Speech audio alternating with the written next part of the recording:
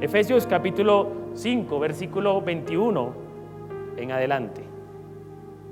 Estén sujetos los unos a los otros por reverencia a Cristo. ¿Cómo dice en la versión Reina Valera? Someteos unos a otros en el temor de Dios. Esa frase que está allí es la frase que resume todo lo que sigue en ese pasaje. Todo. Versículo 22. Las casadas estén a sus propios maridos como al Señor. Siguiente versículo.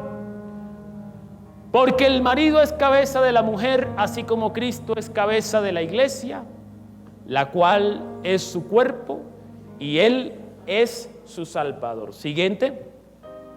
Así que como la iglesia está sujeta a Cristo, así también las casadas lo estén a sus maridos en todo. Maridos, amad a vuestras mujeres, así como Cristo amó a la iglesia y se entregó a sí mismo por ella, para santificarla, habiéndola purificado en el lavamiento del agua por la palabra, a fin de presentársela a sí mismo una iglesia gloriosa, que no tuviese mancha, ni arruga, ni cosa semejante, sino que fuese santa y sin mancha. Eso es para los maridos. Así también los maridos deben, ¿qué dice? Una vez más, deben amar a sus mujeres como a sus mismos cuerpos. El que ama a su mujer, a sí mismo se ama. Hijos, obedeced en el Señor a vuestros padres, porque esto es justo. Honra a tu padre y a tu madre, que es el primer mandamiento con promesa, para que te vaya bien y seas de larga vida sobre la tierra. Y vosotros, ¿quiénes? Padres, no provoquéis a ira a vuestros hijos, sino criadlos en disciplina y amonestación. ¿De cuál Señor? Como Cristo amonesta, como Cristo disciplina, así también disciplinar. Con base entonces en ese tipo de relación, podemos afirmar lo siguiente, que nuestra relación con el Señor determina también nuestra relación con nuestros familiares. Porque la relación con el Señor se convierte ahora en nuestro modelo sobre la manera de relacionarnos con nuestros familiares.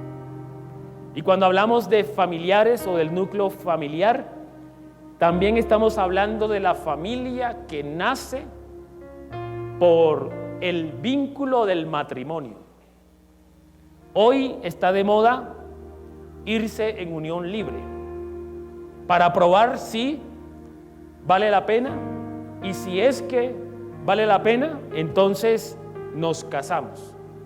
Porque casarse hoy en la sociedad del siglo XXI no es un valor, es un antivalor. Así lo está planteando la sociedad de hoy. De manera que cuando hay situaciones que no se puedan resolver, habrá la libertad para que cada uno tome su propio camino. No importa si hay hijos e hijas de por medio. Y todo esto a la final lo que está produciendo es una degradación de la sociedad. Porque el núcleo de la sociedad es la familia y el vínculo de la familia es el matrimonio. De hecho, hay quienes dicen que ¿para qué casarse si ya nos conocemos? Porque se ha perdido ese sentido sagrado de lo que significa la familia que nace por el vínculo del matrimonio. Pues bien, ahora que estamos en Cristo, no importa la historia de vida que hayamos traído del pasado. Si de pronto en otra vida, en ignorancia cometimos nuestros errores, no tuvimos este conocimiento, no tuvimos esta luz del Evangelio, no importa. Lo importante es que ahora estamos naciendo de nuevo, y no nacemos de nuevo en el sentido biológico, estamos naciendo de nuevo en el sentido espiritual. Y si estamos naciendo de nuevo, eso implica de que ahora tenemos un nuevo patrón de vida, un nuevo patrón sobre la manera como debemos relacionarnos específicamente con nuestros familiares, no importando la historia que haya habido en el pasado. Lo que importa es cómo la gracia del Señor hoy nos acoge y nos invita a desarrollar un nuevo estilo de vida, y nos invita a pensar que esa relación que tenemos con el Señor definitivamente debe determinar nuestra manera de relacionarnos con nuestros familiares, que es el tema que estamos desarrollando durante este mes. Y eso es lo que está diciendo el versículo 21, que estamos llamados a debernos a otras personas y sobre todo a otros miembros de la familia. Someteos, sujetaos los unos a los otros. Eso implica que estamos llamados a desarrollar una relación de responsabilidad con el otro. Pero esa responsabilidad o esa relación de responsabilidad que nos debemos el uno para con el otro tiene un modelo, y ese modelo es Cristo. Así como nos relacionamos con el Señor, así como nos debemos al Señor, también nos debemos a los demás. Es lo que nos está diciendo esta palabra. En relación a nuestro núcleo familiar. Cuando hay una familia que no tiene clara las relaciones de autoridad al interior de la familia, cuando hay una familia que no tiene claras estas relaciones de autoridad, comienzan a surgir una serie de conflictos, de disfuncionalidades, de problemas, de caos, por decir así. Pero lo bueno es que ya la palabra nos trae un manual y nos dice cómo deben ser las responsabilidades o las relaciones de autoridad al interior, no de cualquier familia, al interior de una familia que hace de Cristo su Señor. Y es a esas familias que estoy hablando, a las que han hecho de Cristo el Señor de su casa. Porque si Cristo es el Señor, entonces la manera de relacionarse con el Señor también determinará la manera de relacionarse con los de la casa. Cuando se habla de relaciones de autoridad al interior de una casa cristiana o de una familia cristiana, es decir, que ha hecho de Cristo su Señor, no hay que confundir la autoridad con explotación. Jesucristo fue claro con sus discípulos cuando dijo: los gobernantes de este mundo se enseñorean y se sirven y explotan a la gente, pero yo os digo que entre vosotros no será así. Quien quiera ser grande, es decir, quien tenga grado de autoridad, está llamado ¿a qué? Dígalo, ¿a qué? A servir. Diga conmigo, servicio. Y ese es el modelo de la familia cristiana, o ese es el modelo de autoridad que debe regir en la familia cristiana. Así que las relaciones de autoridad al interior de la familia cristiana, entonces, determinan ciertos grados de servicio. Después de este pasaje, versículo 21, comienza ahora a especificar cuál es el grado de autoridad o de responsabilidad que ha sido delegado al interior de los diferentes miembros de la familia. En primera instancia hay un llamado a los esposos de cómo deben de relacionarse marido y mujer, y cuál es el modelo de esa relación. Resulta que cada uno viene con unos patrones de crianza que de una u otra manera determinan, forjan nuestro carácter, forjan nuestra manera de pensar y de relacionarnos. Pero cuando estamos en Cristo, debemos hacer un ejercicio. Algunos pedagogos a esto le llaman desaprender. Desaprender lo viejo para aprender el hombre nuevo. Y cuando uno llega a Cristo, comienza a desarrollarse una nueva persona. Pero a la final, este proceso no se da de manera natural.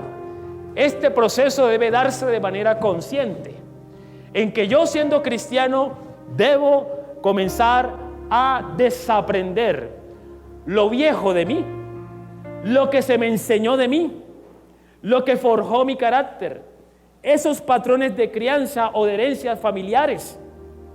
Debo comenzar a desaprenderlo y comenzar a aprender el nuevo hombre que soy en Cristo, o la nueva mujer que soy en Cristo. De parte de las esposas se hace un llamado: esposas, estad sujetas. Y aquí quiero hacer una aclaración. Esta palabra de sujeción en el siglo XXI causa ruido en algunas mujeres. Porque ¿cómo así? ¿Acaso uno es esclava del marido? No, señor, eso no es así. ¿Y dónde están los derechos femeninos? No se está refiriendo a esclavitud cuando se habla o cuando aparece la palabra sujeción. Acuérdense que nuestro modelo de sujeción es o está referida a nuestra relación con Cristo. ¿Cuántos están sujetos a Cristo aquí? Y usted, cuando se sujeta a Cristo, ¿por qué se sujeta a Cristo? Porque Cristo tiene una pistola y le dice: si no te sujetas a mí, entonces te mando para el infierno. ¿Usted sigue a Cristo por eso? Uno, fe. Aquí hay un asunto de fe. Pero cuando uno se sujeta a Cristo, la razón fundamental uno lo hace es por amor. ¿Y qué significa sujetarse a Cristo? Que yo lo reconozco, que yo lo respeto, ¿sí? Que yo lo veo como un líder.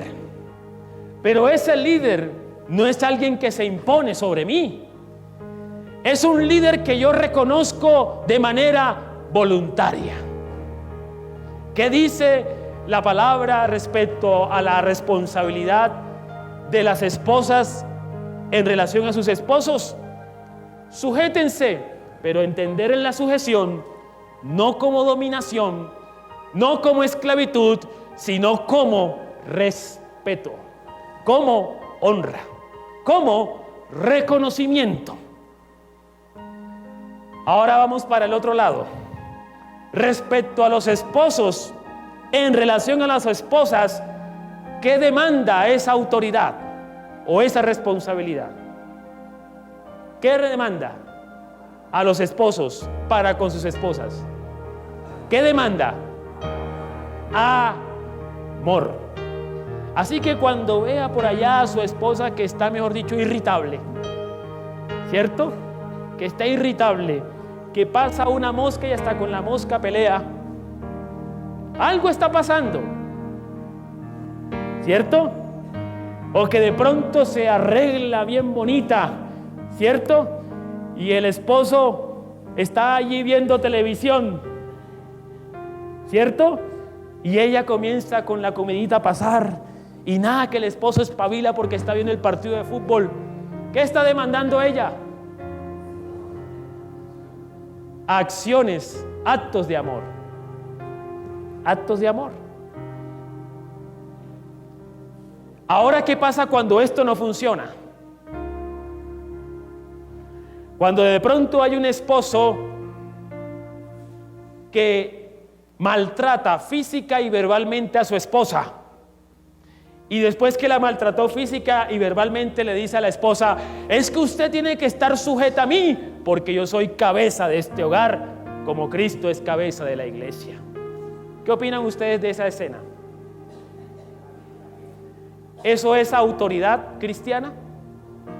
Eso es autoridad carnal, autoridad mundana.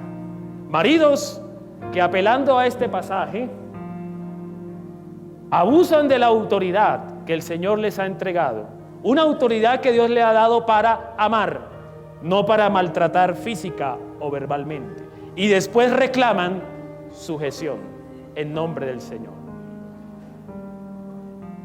¿Qué sucede entonces cuando esto acontece?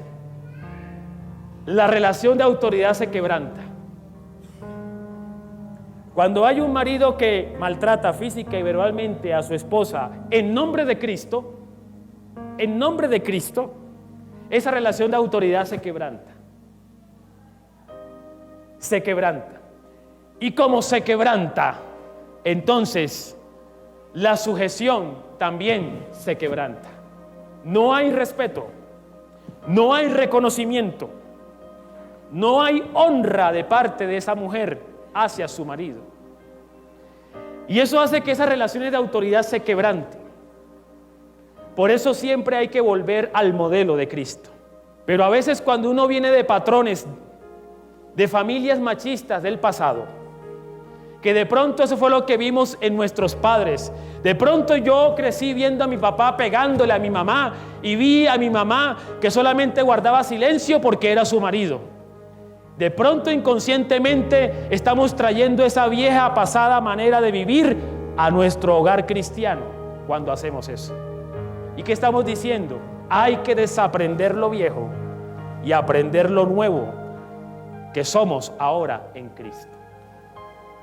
Si todavía tenemos la tarea de ser padres y madres, esto es general, aquí también hay un consejo bíblico sobre cómo hacerlo.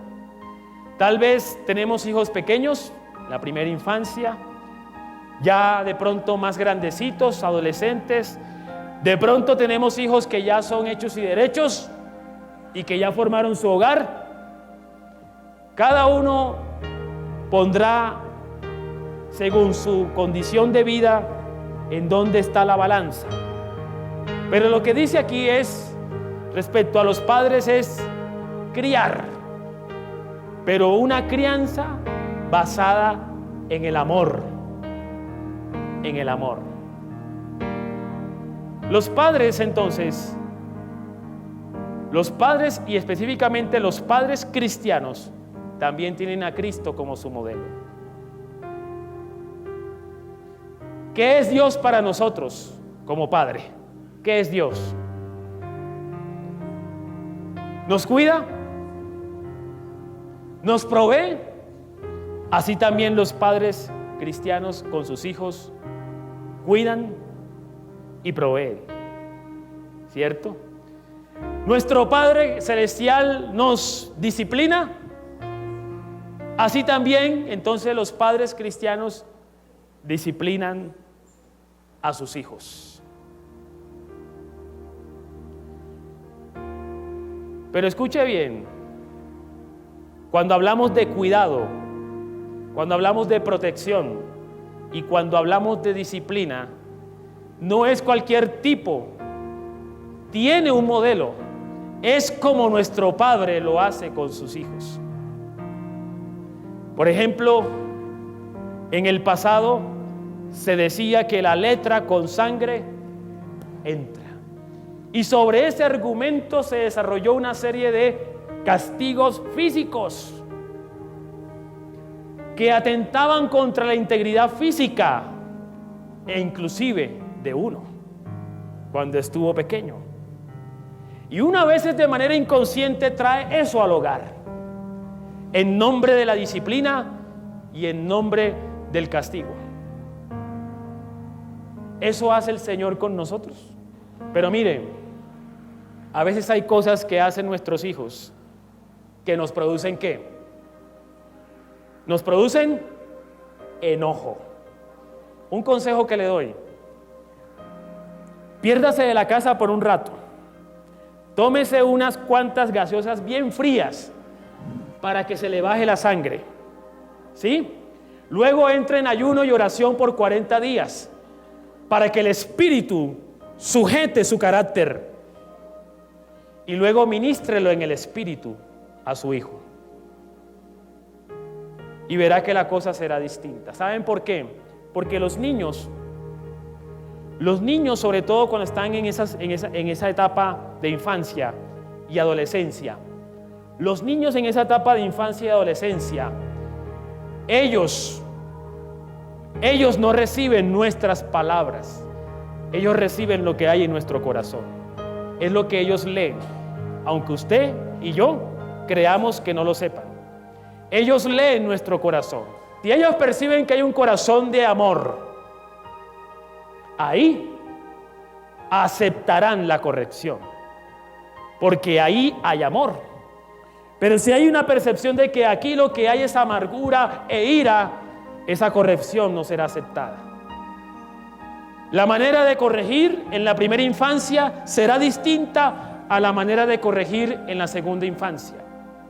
La manera de corregir en la segunda infancia debe ser distinta a la manera de corregir en la adolescencia o en la primera juventud.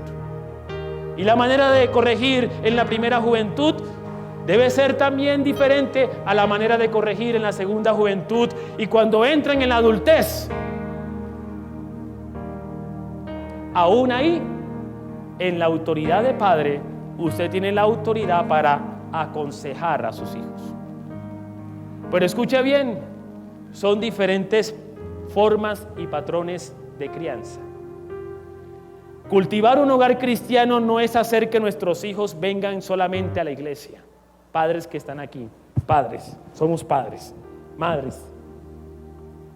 Decir que porque nuestros hijos yo los obligo a venir a la iglesia, con eso estoy cimentando un hogar cristiano. Miren, eso es mentira.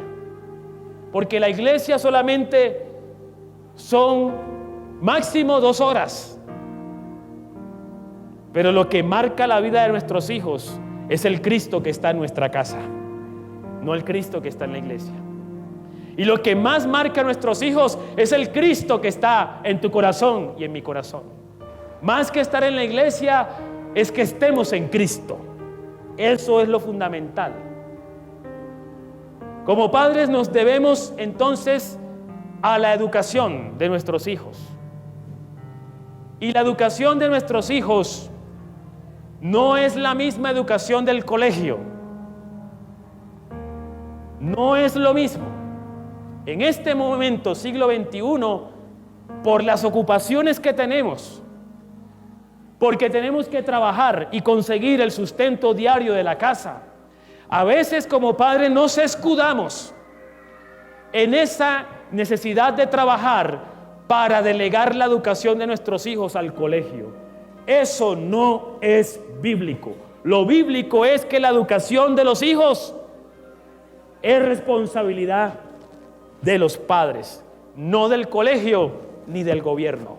No hay que confundir la educación con estudio. ¿Cuántos muchachos están estudiando en un colegio? ¿Pero están educados? La educación es nuestra. No podemos delegársela al televisor, no podemos delegársela al internet, no podemos delegársela al vecino, a la vecina, al jardín, no sé. Los principios que forjan la vida, que educan la vida de nuestros hijos, se forjan en la casa. Valdría la pena preguntarse qué tipo de principios estoy aportando. Finalmente, los hijos también se deben a los padres. De los hijos se demanda honra. De los hijos se demanda obediencia. Hay un dicho que dice: capitán manda aunque mande mal. ¿Qué quiere decir eso? Que a veces como hijos decimos: no, es que mi papá no me da ejemplo, mi mamá no me da ejemplo, por lo tanto no lo honro. Eso es un error. Porque si queremos una vida de bendición, sea papá o mamá mala o buena, es papá o mamá. Y el principio es honrar. para que tengamos una vida de bendición. Por eso yo entiendo cuando algún chico en la conversación manifiesta algún resentimiento contra su papá o su mamá. Yo lo entiendo, yo también pasé por ahí. Y yo caí en ese error de decir, ahora que soy cristiano, mi familia es la iglesia. Imagínense, amaba más al pastor que a mi padre. Imagínense. La pregunta es, ¿tenía razones? ¿Tenía argumentos? Sí. ¿Tenía alguna justificación? Sí. ¿Pero es el deber ser cristiano? No. Así que tuve que trabajar en mi corazón para desarrollar honra hacia mis padres. Por eso yo entiendo, cuando algún chico, cuando uno conversa, uno lo ve por ahí, con algo en su corazón, que dice, mi padre me abandonó, o mi madre me abandonó, yo crecí con mi abuela, con mi abuelo, y tus padres no, de ellos no quiero saber. Pero en el fondo uno le dice, de todas maneras, ese es un tema que hay que arreglar en el corazón para que nos vaya bien.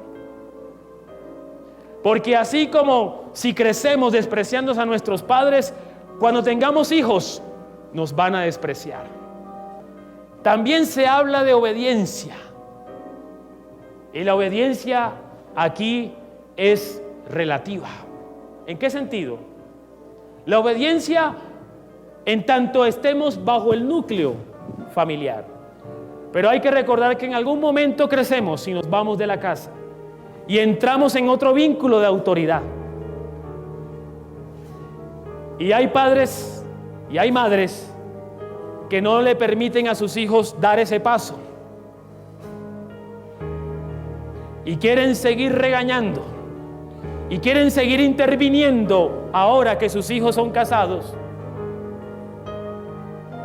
En nombre de la obediencia que dice la palabra. Y hay que tener en cuenta que cuando se deja padre y madre para formar un nuevo hogar, ahora hay un nuevo vínculo de autoridad. Que hay que respetar, padres y madres, respecto a nuestros hijos que ya están casados. Que hay que respetar. Y no por ello hay que decir, es que usted me tiene que obedecer porque yo soy su mamá toda la vida. Primero fue mamá que su esposa. Error. Error. Error. Se puede aconsejar. Y los hijos, aun cuando tengan sus hogares formados,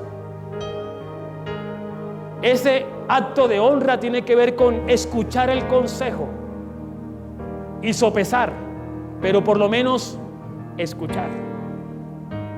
En ese acto de honra, escuchar. Escuchar. De manera que estos son los principios. Volvemos al mismo punto. Versículo 21. Nos debemos el uno al otro, como nos debemos ¿a quién? A Cristo. Pongámonos en pie y oremos por esta palabra.